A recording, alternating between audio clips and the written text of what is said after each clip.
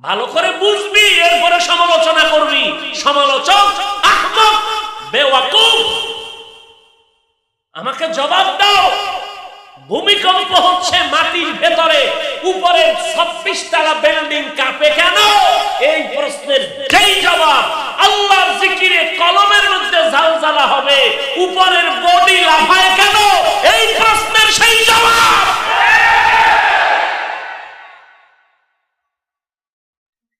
জালজালা কোথায় হইছে?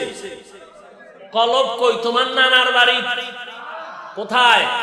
বডির ভিতরে আসেনি তো? কলবে জালজালা হইছে। এই জালজালার কম্পন অ্যাকশন শুরু হইছে হাতের মধ্যে, মাথার মধ্যে, পায়ের মধ্যে, ফুল বডির মধ্যে। কয় লোকটা লাফায় কেন? কয় বিল্ডিং কাঁপে কেন? কয় জমিনের ভিতরে জালজালা। লোকটা লাফ দেয় কেন? চিল্লায় কেন? কয় কলবের ভেতরে জালজালা।